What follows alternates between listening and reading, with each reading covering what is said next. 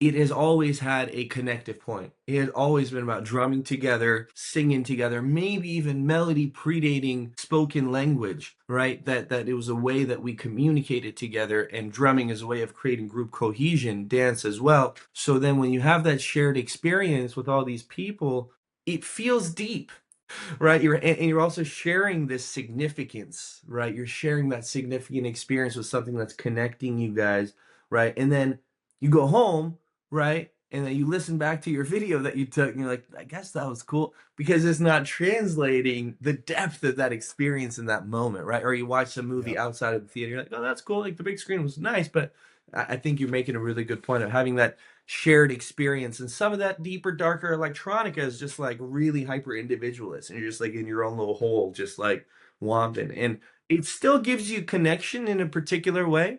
But I do think that those experiences, musical experiences that really feel like, wow, this is creating a container for all of us to have an experience together, is really a special thing, man. Special thing, no doubt.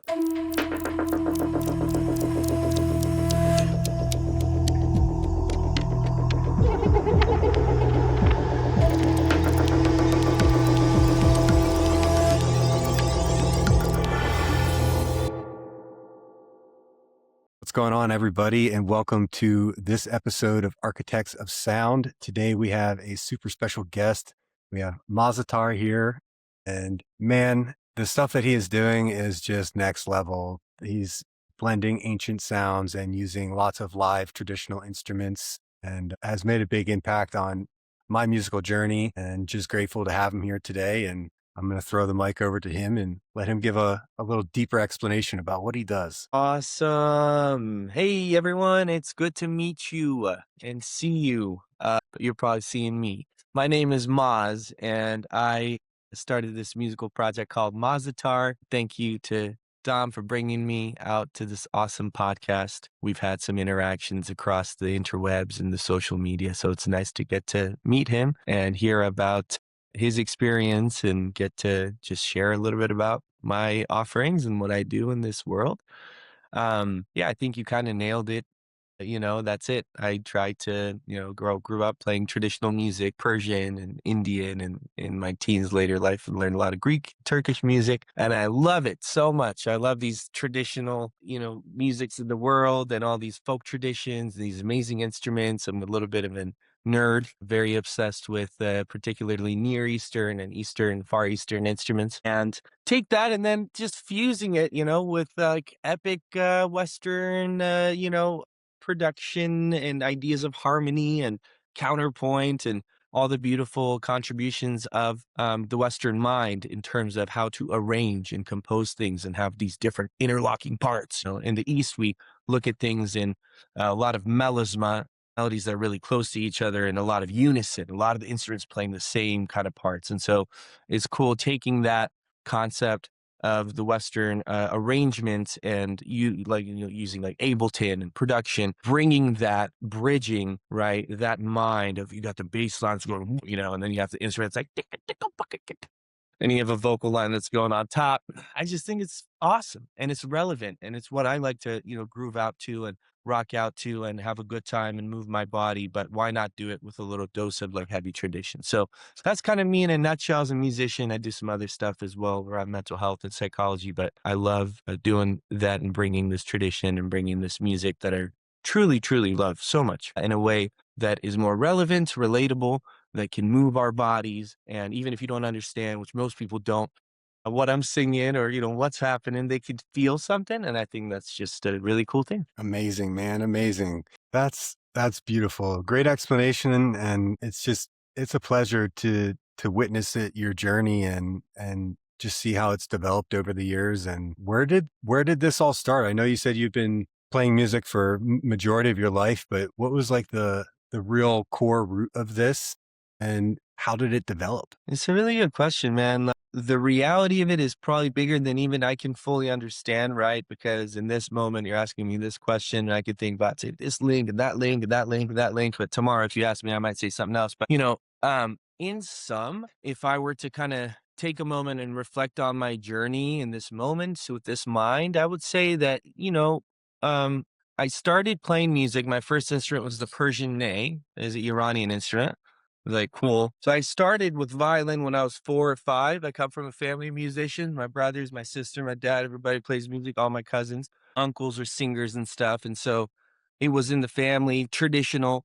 But my mom really wanted us to learn also Western music. So one of my brothers is an amazing jazz pianist, Western jazz pianist. And then they put me in violin at 4 or 5. And I was like, hated it. I hated the Suzuki method. Hated it's just fucking stupid, man. I just had a really hard time with it. I remember dreading going to practice. And I was born in the US in Southern California, but went to Iran. I was about 6 or something, about 6. And I heard somebody playing the ney in an old cafe, and it just brought me to tears. I was crying.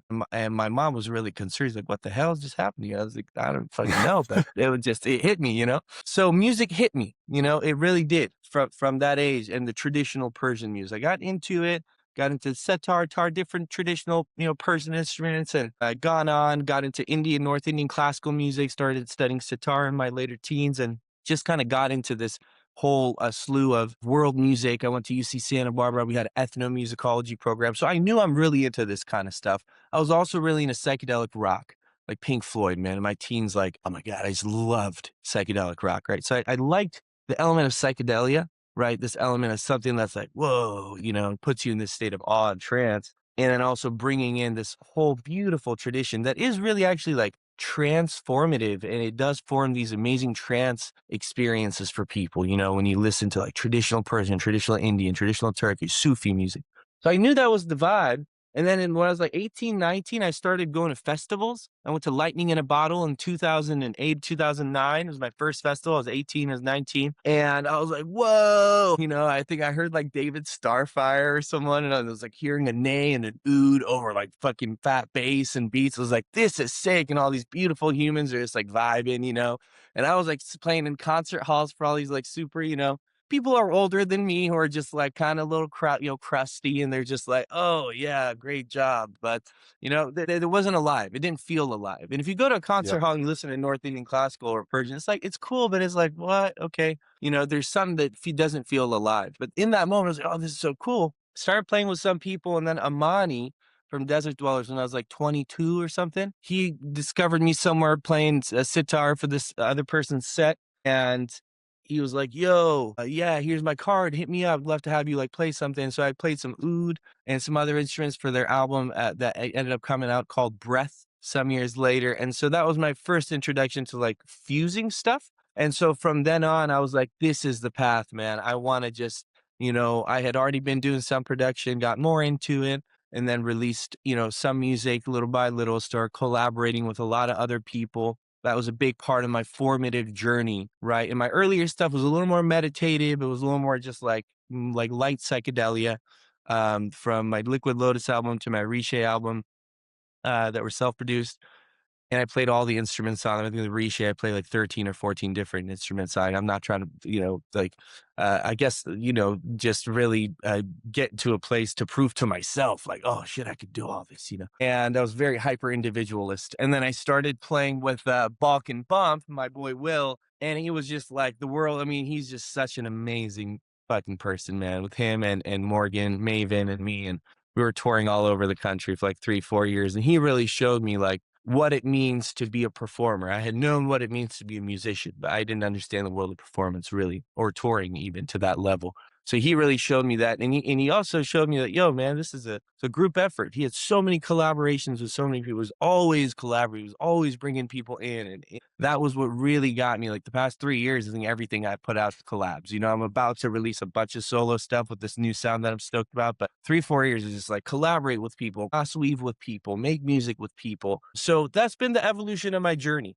for the most part, to getting kind of to this point and wanting to bring an experience at the baseline. Zoom out, says why, it's not about the party, though that's fun, right? It's not about the really loud sound, like, oh yeah, look at that bass. It's not about ego. It's about bringing these musical traditions, these instruments that I love so dearly, through a medium that understands modern sound production, that is dealing with, big systems and massive sound, in order to keep this music alive, right? A lot of these people come to these shows, a lot of these people see me at these festivals, they would never really go, maybe 10% of them, somebody like you.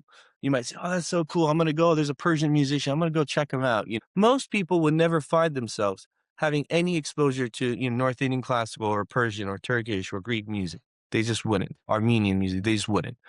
So it's also a medium to preserve this music through a channel that is is easy to relate to, it's relatable, and can be easier to connect with. Love it. Absolutely love it. So your pivotal point, you think, for really being inspired and taking this seriously was the meeting of Armani and Desert Dwellers, and or was it more so the David Starfire point when it was like seeing that you can blend these two? I What was the think pivotal like, I I'm think the doing this? pivotal moment that's such a good question, man. I think the pivotal moment was, initially the pivotal moment was seeing, I think it was David and some other cats I don't even remember at the early festivals that I was going. Lucidity was another one. It was like 2010 or 11. And like I think it was that moment of seeing people who I very much idealized, right? White American culture, right? Because I grew up in Southern California, like total bro, surf, try to fit in, The only connection I had to my culture was my music. And I could speak Farsi very well. I could write it very well. I can write poetry in it. So I can do that part. But the culture I wasn't really a vibe, This is a very particular Iranian American culture in Orange County in Los Angeles. I was like, fuck this. I want to hang out with the weird hippies and surfers. So it was always about integration, integration, integration, right? And this is the first moment where I'm seeing all these people. Oh my God, these beautiful people, or, dominant culture, and something that, in some ways, your own internalized racism, things that happen, along the way, you're just like, wow, you feel validated, right? It was Yeah. this moment of validation of, wow, if I want to bring this medicine to more people, to a wider audience, this is the way, right? And just grooving and moving to these people, to this music with these people, and being like, wow, I have representation. This is why, like Dirtwire, Evan and Dave, they're my homies, Mark, like why they have done such a skillful job with what they do. They give people a sense of belonging. Right, you go Yeah. to these festivals and you're just like, whack, day three, it's like, whack, and you're just like, what the fuck, man? It's all just womp. Your whole being is womps, and you just hear like with some beats, and you're just like, yeah, it's like your mom would be proud of you for listening to that music. So I think it gave me a sense of belonging in that moment, hearing like David and these early cats, Jeff Stott. Well, I was like, oh, this is cool, man. It gives me a sense of belonging. Like I can feel Yeah. like I'm a part of this, and these other people are vibing and grooving. So there's a sense of validation. Wow. Yeah, that's definitely a unique feeling when you're in that energy. It's the same thing as like, it's just people in groups, right? People in groups, there's a different energy, and it's no different than like it feels different to watch a movie at the movie theater, not necessarily because the screen's big and the sound, it's the people. You're around a bunch of other people, so the experience of the movie theater just feels different, and to have everybody on the same energy and the same wavelength and to be connected and grounded, like you said, listening to music that gets your body moving and that your mom would be happy that you're listening to is a totally different experience than everybody kind of just romping out to wubs, kind of dissociated from each other. Right. Yeah, yeah, at least the first couple days it's fun, but get to day 3, Oh, man, and yeah. you're like, "What am I doing?" Yeah, I agree with you, right? And I think that's a really good point, is that we look at the evolution of sound and music, it has always had a connective point. It has always been about drumming together, singing together, maybe even melody predating spoken language, right? That it was a way that we communicated together, and drumming is a way of creating group cohesion, dance as well. So then when you have that shared experience with all these people, it feels deep, right? And you're also sharing this significance, right? You're sharing that significant experience with something that's connecting you guys, right? And then you go home, right? And then you listen back to your video that you took, and you're like, I guess that was cool, because it's not translating the depth of that experience in that moment, right? Or you watch a movie Yep. outside of the theater, you're like, oh, that's cool. Like the big screen was nice, but I think you're making a really good point of having that shared experience. And some of that deeper, darker electronica is just like really hyper individualist. And you're just like in your own little hole, just like swamping. And it still gives you connection in a particular way. But I do think that those experiences, musical experiences that really feel like, wow, this is creating a container for all of us to have an experience together is really a special thing, man. Special thing, no doubt. It really is. So going into intention based stuff, how much intention and like how much of a vision do you have in your creative process when you're starting, a new track? Is it something that you're pretty clear on when you're going into the project? Or is it something that as you start to doodle and develop, the intention starts to come clear during the birthing of a new track? What is it for you? Man, that's such a great question. And I think you get so many different answers. And some people are really formulaic, some people are more kind of spontaneous. I personally am not of the mind that like I channel these melodies. I believe that it, that our psyche is derivative. So the more information we give to it, the more melodies you learn, the more you listen, the more you practice being the number one, the more derivative information comes out.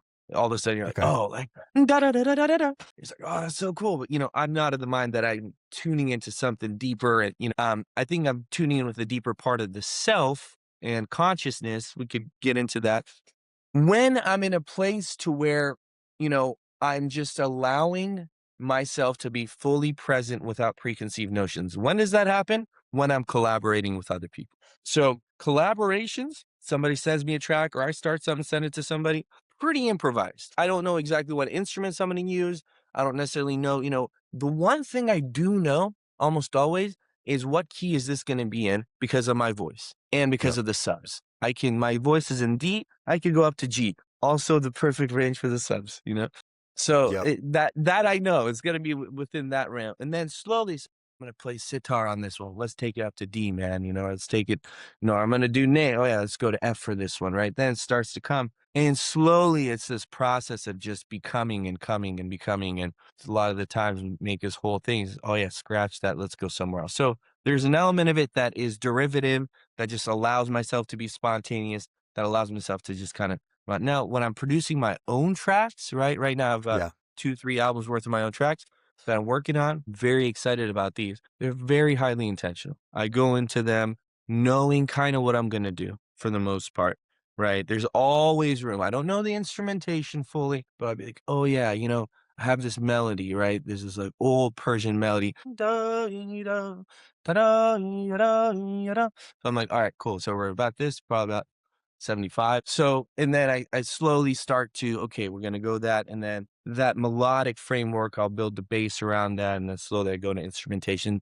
And then I'll always, in every song, I have a wild card section that I don't know what's going to happen. Like every song in this new album, every song is a little Okay. section that's like, I don't know what's going to happen, but we're just going to build it. Right. So, still leaving a Interesting. little bit of room for spontaneity. But I would say that's the main thing, man. If I'm working with collabs with other people, very spontaneous, let myself flow. If I'm doing my own thing, much more intentional, much more guided in terms of where I'm going from the get go. Okay. Okay. Are you a visual thinker or like how do you picture things in your head when it comes to sound? Is it more like logical and mathematical or do you have like environments or soundscapes or just like different environments that you picture? Yeah, I love that, dude. It's cool. I've never had, in my natural state of mind, like a synesthetic experience, really. I've never had synesthesia. So I don't know how to put this, but like, I'm not much of a visual thinker. I'm like an emotional feeler, Mm, like okay. when I start to make something, all I pay attention to is my body.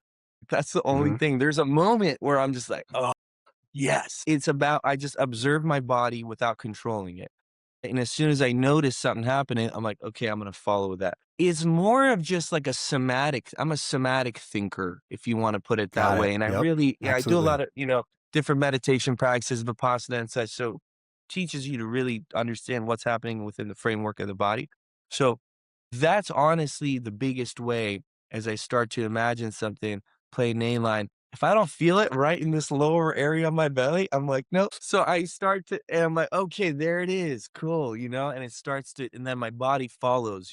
So I'm more of a somatic individual where I just bring my attention to the internal reality. A lot of times in the creation process, we could be so externalizing. Right? It Yeah. goes outwards. We're making something, putting something out there, but really tuning in with ourself, I think is important too. So more than anything, less visual, not synesthetic. I don't, see sound and stuff like that, but I really do have it more and more and more these days, a deeper intuition with my somatic system when I'm in the creative process. That's awesome. Yeah, I can definitely relate to that. I think that I'm very visual and pattern recognition for me. I like to look at Ableton as like a pattern basically. And, I can see it from just spaces and gaps and stuff. And then the visual side of it normally comes, I'll have like a vision of a specific mystical place or story that I want to tell. And that's still very visual. But then when I get into the process of reviewing my tracks or like trying to give myself feedback or other people feedback, I had a buddy that had taught me basically how to like, I take it from my logic and I can like feel it drop down and then it's all somatic. And I feel for any like twinges that are off in, not off, but just like places that don't feel fluent. And I always catch myself like, oh, it's back up here. And I'm back in the logic of like, there's the snare and there's the this. And I'm like, nope, nope, bring it back Yeah, down. yeah, And yeah. I've been really trying to lean into the somatic side of stuff and fine tune that portion of my body. Um, and it's been extremely helpful. So it's cool that your creative process is primarily somatic. And then we're kind of like backwards on the review in a sense. It's like And we then kind of do and then things slowly, differently. yeah, I love what you're saying, man. I love that. And that's the beautiful thing about this thing, right? It's like so many different ways, right? Like, sometimes it'll be like, yeah, it's all, it's not formula. I look at a piece of poetry and it like evokes a particular emotion and I try to capture that or something. But it isn't the emotion for me lives within the framework of the body. But I love what you're saying, man. Like geometry, man. Fuck. Like it's so true. For me too, Ableton is just so fun. It's just this little patterns and it's all about patterns, man. I love that. It's so And fun. everything is just about patterns. So it's like, yeah, and you start to see it and it's like, oh, I just love the way it's color coded. It's just awesome. But yeah, the patterns are really cool. And I love that, just like imagining a place and trying to um use evocative material, right? In this case, imaginatory. So your imagination allows you to have this, evocative piece of, okay, this is a story. This is where I'm trying to, capture this, right? Or you hear something like, what is this? And you imagine, where would I be right here in this? And then you kind of go in. There's no right way to do it. There's really no right way to do it. And I think that the best producers, one more piece I'll add there is, I think the best producers that I know are the ones who are just able to create consistently, regardless of the fluctuations in their mood and in their day-to-day feels. Because a lot of the creative process, like you have to kind of be in a particular creative headspace, right? To use your imagination and to go in there and to create something. And sometimes you might not be having nothing, but Yeah. you're like, I am gonna fucking make a track today. And you sit there and you put a kick pattern, you put some percussion, put a little melody, and then all of a sudden it comes. So I think that's really beautiful too. And that's something I've been practicing is like structured time in the studio, whether I'm feeling it or not, right? Because if we just do it when we're feeling it, it's cool. Beautiful things happen, but it doesn't give us that work ethic of creating, even when that inspirational process or our usual tools that we rely on, right, to be inspired by are not available because we're human, we're changing. Yeah. So I think that's cool too. Very cool, man. I do love like you said, the pattern recognition and having like a very strategic template that I work out of that keeps my workflow. So it is somewhat formulative, but then there's also this level of inspiration. And for me, a lot of the stuff is like some ambient stuff. I love I that. start my tracks with some ambient stuff and like whatever that mood or feeling that the ambient portion of it does, then like that kind of develops everything else for me. I love So that. I think that's it's really cool. I'm gonna give that a try. it's been fun. It's been real Yeah, fun, man. that's awesome, man. That's so cool. So for the Mazatar project, man, where do you see this going? Like, what's your big goal or aspiration for what you want to do with this project? And, how are you chipping away at that? It's a great question, man. all the questions you're asking is just very valuable and important. It's interesting with these processes, we can have such a big internal reality or an internal processing around them and never really externalize it. And it's cool that people are different. Some people say, I don't know, man, I'm just enjoying the ride. I'm just doing it wherever. I just want to bring love and joy and peace. And as long as that's there, it's good, and I love that. I think that's like a really music, the real good music that you really love that's from your heart, that's where it comes. That's where it goes.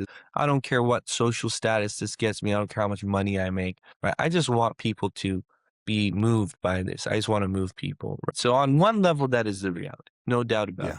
it. Right. On another level, touring with Balkan Mup, I learned what it takes. Man. When you see people, the bigger their names on a poster, the much more harder they work to get there. Like it's a lot of work. It's a lot of sacrificing of your friendships, of your family, your relationships, of your personal self-care practices. If you really want to be doing it on that big scale where you're just touring all the time, it's pretty exhausting. It's incredibly fun, but it's also asks a lot of you. So I experienced that with Balkan Butt. It was a very successful project. Will is still doing that, more of a solo project now, and he's crushing it. But we all worked really hard. We learned, like, man, this is the big sacrifice, for sure. So I'm not planning to do that. My goal with Mazatar is not to have 30 shows, every season and be doing these massive tours and just keep, building new markets and stuff. Really, it's about a more slow and progressive evolution, right? I'm 35 now. I'd like to headline a nice festival of a decent size and when I'm 45. I'd be very happy with that in the next 10 years. And is very, sustainable, and I got that from being with Reciprocity, who's from my previous agency. I'm now with Pivotal, but, they were very much about the slow growth, sustainable models. It's not about I'm not trying to, do so that's the growth model. There's that Yep. element of I just Slow like it to growth. grow in a slow, steady, little big pushes. This spring I have 20 shows, I think, coming up for the biggest tour that I've done. So there is that, but at the same time, there is a bigger artistic vision right now that's been forming for the project. So probably on this tour, I'm going to be going fully wireless. So I'm just going to be having a headset mic, my already wireless with my instruments, but with all of my other instruments, my voice, I'm going to be completely wireless. I'm going to be moving around a lot more. I'm going to be inviting for the Denver show a couple of performers. We're going to do this kind of archetypal journey, moving through these different archetypes.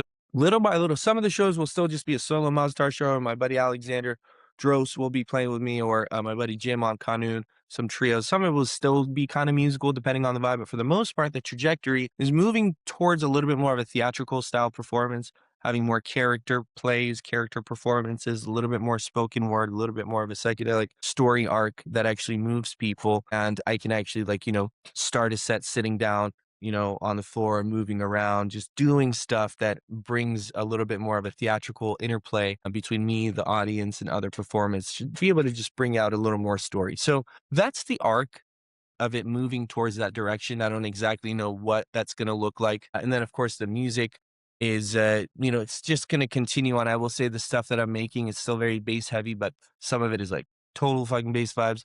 And some of it is a little bit more for like the contemporary listener. It's traditional, but a little bit more vibes, easier vibes to just like integrate.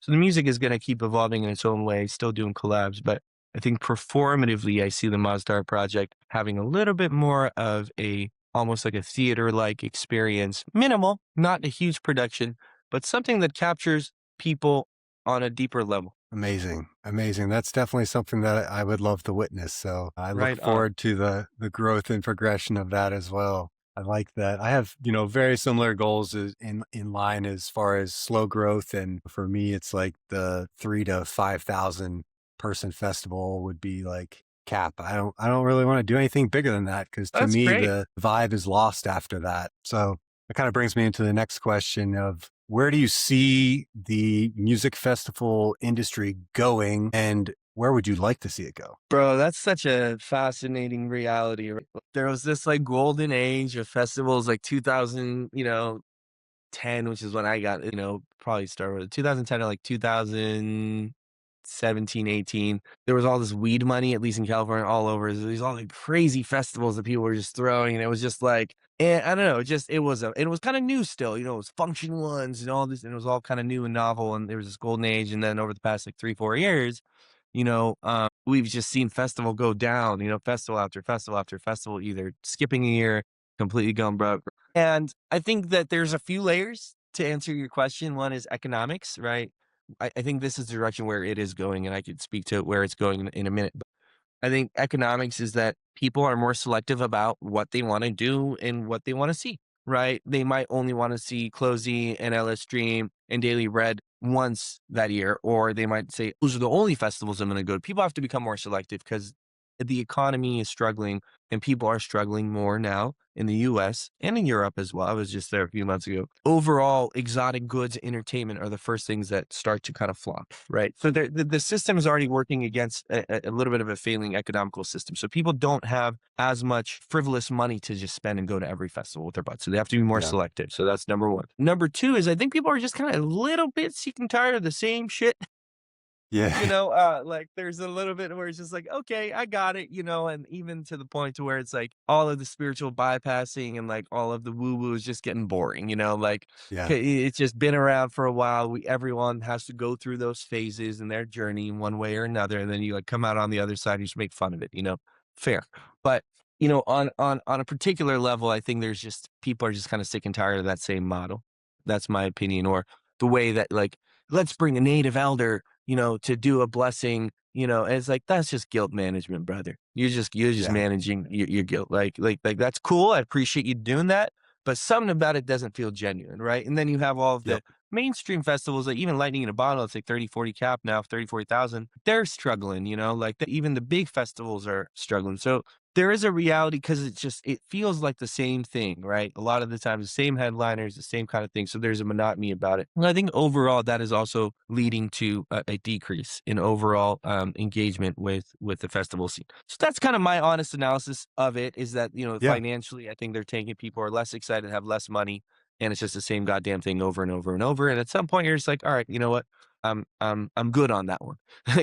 So where I'd like it to go, you know, I really like a festival. I'd say probably my favorite festival right now, and I played a decent amount. I'm playing quite a few this year. Is Unison, and yeah, man, God, I I got to went for the play there. first And time last year. you did, yeah. I played there 2 years Yeah. ago, so not this year, the year before, so 2024, and it was just amazing. I Yep. mean, I loved the way that they have it's a four corners, first of all, and the way that they like represent particular. I think if you're gonna just bring in Native American culture into a festival site, right? Do it like that. Have the sacred fire running, have these people integrated throughout the festival for the whole, 4 days. Right. If you're gonna do anything cultural, don't make it an act, don't make it guilt management. It's not a performance. Okay. That's a real serious thing. If you really want these people to be there, somehow giving you permission to be on that land. Okay, number one. Number two, love the balance of electronic and live. I love that. They had the salmon, they just these people that are just like jamming out. They got the electronic thing, and you have a lot of crossover acts. Like that year I played, was a lot of crossover acts. And I loved that part of it. And then I like that they had, the yoga and all these other things, but like I love the water slides, man. I love Yeah. the people just being able to be kids again and just like Yep. playing, you're just like, you might not want to go get enlightened on a Saturday on acid. You might just want to be fucking dancing, or jumping in the river or whatever, you doing. So I think that's really cool. So I like that model, right? Where it's really has integrity, and they are just continuing to bring a really high quality music. They have a very good representation of female to male musicians. That is Yep. very important. They have the bass, the witches night. The bass wizards night where it's all the women. I mean, come on, man. We need to It's be moving awesome. towards that model, right? So I like that. And you know what? I'm not the only one. That festival in a time where a lot of the festivals are taken is doing fucking great. Their ticket sales are great and people are talking about it. So big ups to the Unison crew, to Ali and that whole team, Cody, all the people that put that together. I'm going to be playing Rise and Vibe this year, which happens at Tico Time a few months before. It's a little more of a live Okay. edition of that, but I'm going to try to go to Unison and hang out because if I'm not playing the show, because I honestly think it is one of the best festivals right now, and the model that they are creating, I think, is a really, really good model for festivals that are either trying to rebrand or that are trying to start. I totally agree, man. It was an interesting experience. I've been wanting to go to Unison for a while, and I think it was like a week before Unison, Alan actually called me up and was like, "Hey, dude, you want to come as my plus one?" And I was like, Oh, that's so "Okay." sweet. So we went, and it was just such a great time. It was exactly what you explained. It was a very good balance of masculine and feminine, and it was just a beautiful place and very well done. And I just keep thinking about it. And I have Cody on here next week, so him and I'll be chatting like you and I here. And That's awesome. That is so awesome. I'm so glad you got to do that. Alan is such a sweet guy, and it's so nice to get to roll in, and just to get to witness it, not expecting it, right? Because you were just like, okay, sure. No, a week ago, you're like, I'm gonna go on this. yeah, dude, Yeah. it was definitely a wild experience. That was the first time I ever heard any of my music played like on a legitimate system too. So Ah, hell yeah, it was bro. like, so definitely, will I pitch that festival to anybody that's like wondering where to go or what to do. I'm like, this is it. Yeah. This is Yeah, the man. festival. It is, and the other ones I'll say probably my favorite year after year festival is this little festival I play called Folk and Forage. It's a little mushroom. I play a lot of these mushroom festivals. I'm playing Telluride. I'm a big forager. I'm a mycophiliac, as they say.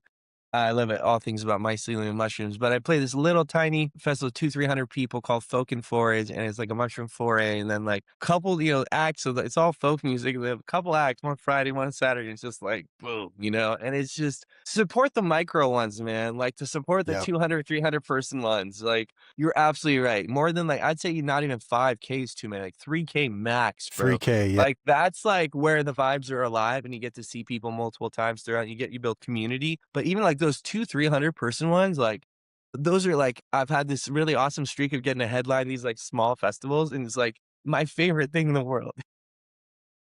That's So like amazing. it's such a sweet vibe. So that would be the other thing is I they exist. These little micro Yeah. festivals already They're hard to exist. find though. They're hard to find. The So marketing side of it. Like I didn't because even they know don't you were have here in State College. Had no That was idea. another mushroom festival, as a matter of fact. Yep. Yeah, that's right. And that was a funny one because they just had it was Mystic Me Ovoid. They just had like it all super bass heavy. It was all based on function ones and like a 300 person fest. And it was just like so wild, right? But yeah, you're right. They don't have the money so it falls a little bit to the consumer, this person, the festival attendee, right? To look in your local area and say just Yeah. search micro festivals in Pennsylvania this year. Because you will find little places. And first of all, they're a lot not as expensive. And second of all, like it's really if you get this intimacy that you don't get in the bigger festivals. So that's the other thing is the unison that's great, bigger scale, 3 to 5K there, fucking doing it great. And then just the smaller, micro festivals that are doing it right, definitely support them. It feels Yeah. really, really good to be there, and you're gonna make friends. You're right, and it's wholesome. It feels really wholesome. And go Yeah. The to great festivals thing, where there's children, man. Go to festivals where definitely. there's kids. That is a good sign. And older That is people, definitely a good sign. intergenerational, man. That's like the best. That's where you find that sense of community. Like you're saying, there is this level of, I don't want to say false community in the bigger festival scene because it just becomes, I'll see you at the festivals instead Yeah, of yeah, like yeah.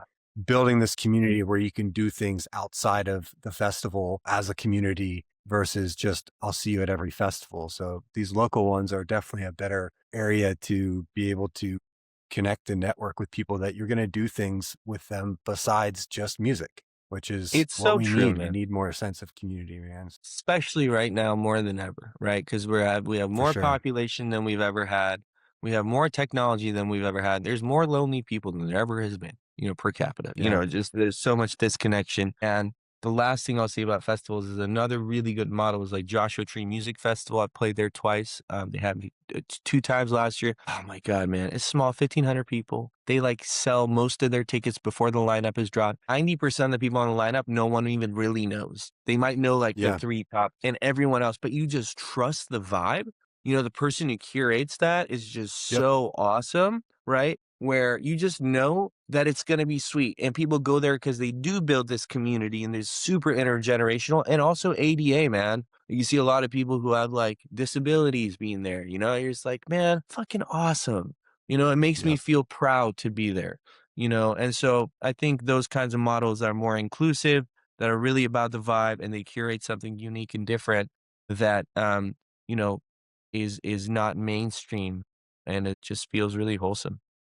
We'll wrap this up here with one last question of what would you tell any up and coming inspiring artists to, as words of advice? Man, it's a goddamn journey. Work real hard and still have fun, and I'll sum it up. I could say, hey, do this and make this music and do, follow this and do this and build your social media brand and do all this shit and do all that shit. It's all you could talk to a marketing manager about that stuff. But my honest two things. One is recognize the importance of being a kind and good person and building relationships with people. Yep. Okay. There was a time in the 70s, 60s, rock and roll era, through the 90s, even 2000s, hip hop era. You could be an asshole. You could be a misogynist motherfucker. You could be a terrible person, really mean, really nasty, still playing all the shows, because you were just unreplaceable. Nowadays, man, there's so much good talent. There's so many people that these festivals, man, you start talking that they carry who you are matters. Of course, your numbers matter too, but who you are matters. Relationships, genuine relationships. Okay. Not just trying to be kind and sweet to somebody and suck up to them so you could play that gig, but actually just be a good person to the person who you don't get anything from either. You know, just be a 100%. good goddamn person, be kind, be compassionate, be a good communicator, listen, learn to be somewhat humble. You can have ego. Ego is important. Having a sense of self is important. Having vision is important, but have some humility, right? To be able to step out of that here and there. And be kind. I think what we don't realize, especially in this realm, because it's such a hyper individualistic realm, right? Production, unless you're doing collab, even the collabs are lonely. You're sending somebody stems, they're sending it back. It's like you might not Yeah. see someone. I made a whole album with my buddy Knowledge in BC, and I don't think we'd ever met. We just met after we made it, and then we played it together, and it was amazing. Love that guy. Everything was just like what we just made this sick EP. Like we never even met. It's a very lonely world. So relationships, make connections, make friendships, and that is going to help you so much in your journey by being inspired by people giving you a hand, by you giving them a hand, right? And I think that's something that generally starts to fade as you grow in your journey, And I, have realized this with artists that are bigger than me too, is like, you hit up people and you're like, yo, man, let's do a collab. And, I've been fortunate to do a lot of collabs with a lot of amazing artists. I got some really cool ones coming up. But, at some point, they don't look at the person below them and say, oh, yeah, for sure. Because they're just trying to collab with somebody bigger than themselves. Right. And that person is like, oh, man, I want to do a collab. Everyone is just trying to grow. Everyone's trying to grow, but they don't want to lend a hand to the person down. Right. And so I think from just like, a psychological perspective, just being a kind person, seek out your growth opportunities, but also give a lending hand. I think the karmic reality of that is going to support you. It might not necessarily make you the most money or have you playing the biggest shows, but it'll make you feel really good about all the shows you're playing. So Hell yeah. that's my number one thing is just work on your personality. If you have some rough edges, if you have some issues around anger, if you have some issues around emotional processing regulation, if you have issues with substances, to the point it's getting in the way of your capacity to do your work, work on that. Work on that. It doesn't work so much anymore. Maybe the bro scene it does, but there's so much toxicity. You don't want to end up there. You don't want to end up there. Yeah. So that's number one. Number two, maintain cultural integrity. We live in this world with this bass music where there is a lot of world sounds, a lot of sounds from all different parts of the world. And that is a goddamn beautiful thing. Why is it a beautiful thing? Because I honestly believe if Pink Floyd or any of those early psychedelic rock people were here now, they'd be fucking around with like all the crazy, current and, all the different ways of using sound productions. And that's what they were doing back then with their little weird fucking shit. Like it was all about expanding. That's what psychedelic music is. It's about pushing the edges of what's there. And with bass music, man, like, you get nerded out on the science of sound, like, okay, and finding all these things. So in this world where it's about really understanding the full spectrum of the frequency, what a fascinating thing. And also heavily influenced by psychedelics, your mind expansive. How interesting that all these global sounds have gotten this place, right? Because texturally, they're very unique. Right. They occupy these very unique spaces in the realms. And I think that's really cool. So use them. Use all of the world stuff Bring in the didgeridoo from Australia with the udu or with the Turkish oud or a saz, whatever, do that, right? Because that's a beautiful thing that we have access to with Splice or with working with people, again, their samples, whatever it is. Just maintain cultural integrity. What does that mean? Understand and learn about the music. That's all. Yep. We have so much access. Understand what a makam is. Understand what a raga is. Understand, okay, the history of the didgeridoo. What does it do? How does it work? Okay, it works with overtones. Okay, what is the history of this thing?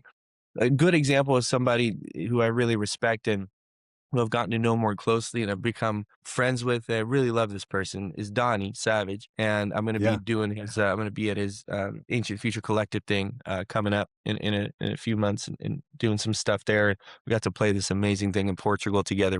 He's a really good example of somebody who really does. He does the work. He studies it. He understands it. He learns about it. He nerds out on it. That's what integrity means, right? Or if you're gonna, just have a deeper understanding of that culture. If somebody asks you, what instrument is that? It's not just a name that you know. Oh, it's a duduk. Oh, that's cool. What's the duduk? I don't know, man. It's a fucking cool instrument. That is like from Middle East. No, it's an Armenian goddamn instrument, and it's the first double reed instrument that we know of. It's the grandfather of every fucking instrument that from the saxophone to anything else you know. That it's a very big deal. Yeah. So just know that. That's all, right? Just that's all. Because then something else happens when you honestly give it proper love and proper understanding is it's gonna give to you. You're gonna sit there, and if you understand the Macam system, right? If you understand the limitations of the duduk, you understand, oh, these are the melodies like to play with this area right here. Oh, that's cool. Or you learn about the Macam. Oh, that's cool, man. That's interesting. They do that. Then it starts all of a sudden integrating in what you're doing. You take a sample, and all of a sudden you start thinking about it in a different way, right? Of how you can integrate it in different ways. So I think that knowledge goes both ways. It gives honor to the tradition. It gives honor to the people who are responsible for thousands of years, man, thousands of years carrying this stuff from one tradition to the next tradition to the next tradition. So it's important to give honor to that. You don't have to be an ethnomusicologist, but just know the basics, right? If you're using it in your music, be able to talk about it. And ultimately, that's going to give you a little bit more of a honest grasp on what's happening there because some of this music, man, like Islam, for example, a lot of these, people use like, chanting from the Quran and stuff. First of all, that's a little weird. Okay. Just don't do that. Like to a Muslim person, I'm not Muslim, but to a Muslim person, that's like, it's like you're taking a phrase, okay, of somebody saying Allahu Akbar, Allahu Akbar, and you're playing this with a and there's all these beautiful people and women just shaking, and it's just saying like, "Kill all the infidels! God is great!" It's just like, come on. If you're Yeah. unsure, like, hit me up or hit up a brother who knows, or a sister, or a person who knows this stuff. Be like, yo, what language is that in, man? Just like know what language your shit is in. That's all. Just understand that level of it because, like, a lot of suffering has happened, and even with the introduction of Islam to a lot of those countries in the Middle East, music was haram. It was a sin, because they were like sitting and playing and drinking and partying with everybody. Like, oh no, you can't be partying, man. It takes you far from God. So these, and all these, they had to make these little tiny instruments and hide them behind their thing. Or a lot of the Jewish musicians kept those traditions alive because they were basically exiled and they kept the music with them. Anyways, there's a long history of going through tremendous suffering to keep this music alive. So just know the basics. Just know the basics of what you're working with. That moves it, I think, from cultural appropriation to cultural appreciation, and that's a good transition. Absolutely love it, man. This has been such a great conversation, and I am just fortunate to have you here and be able to sit down with you and chat. And I can't thank you enough for being here and for opening up and sharing, brother.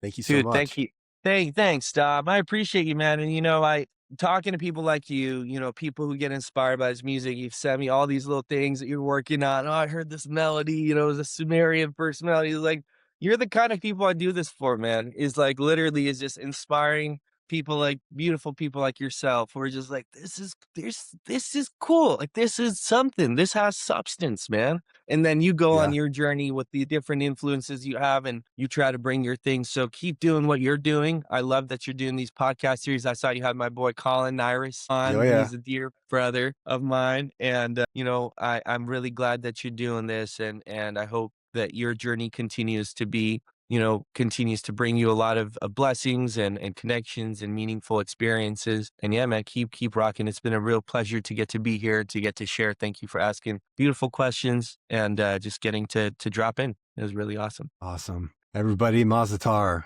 thank you so much. Thank you all.